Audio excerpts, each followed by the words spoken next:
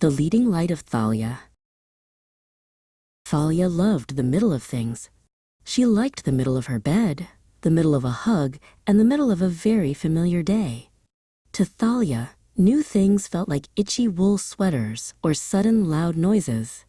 She preferred the things she already knew by heart, and she especially loved Wilfred, her big, shaggy dog, who was always by her side. Wilfred was Thalia's great brave leader. Wherever he went, she followed. If there was a new person at the door, she hid behind his wagging tail. If there was a new path in the park, she held onto his harness tightly. With Wilfred leading the way, the world didn't feel quite so big or quite so scary. One bright afternoon, Wilfred wanted to explore the meadow of whispering grass. Thalia stopped at the very edge of the field. The grass was tall and waved in the wind like green waves. "It looks too deep, Wilfred," Thalia whispered, her footsteps slowing to a halt. "What if we get lost in the green?" Wilfred turned around and nudged Thalia's hand with his wet, cool nose.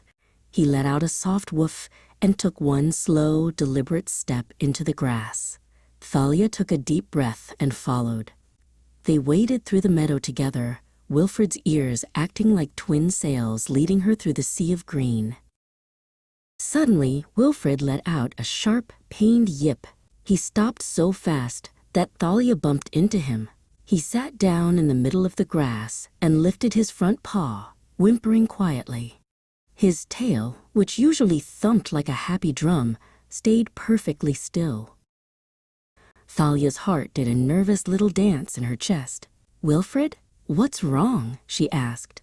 She looked around, but the house was far away, and the grass was very tall. Her great brave leader looked small and hurt. For the first time ever, Wilfred couldn't lead the way. He needed someone to help him.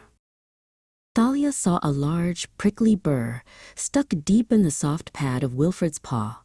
Her hands shook a little, but she remembered how Wilfred always stayed calm for her. "It's okay, Wilfred," she said, her voice sounding braver than she felt. She reached out and very gently pulled the prickly burr away. Wilfred stood up and licked Thalia's cheek, but he was still limping. To get home the short way, they had to cross the narrow log over the bubbling brook. Thalia had never crossed it without Wilfred going first to show her it was safe. She looked at the log, then at Wilfred's hurt leg. Thalia didn't wait for Wilfred to move. She took a step onto the log and reached out for his harness. "Follow me, Wilfred," she said firmly.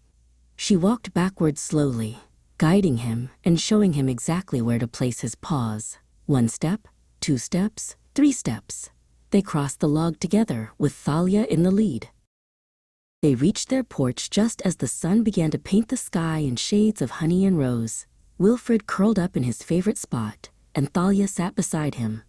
She realized that the new things weren't so scary when she was busy being a helper.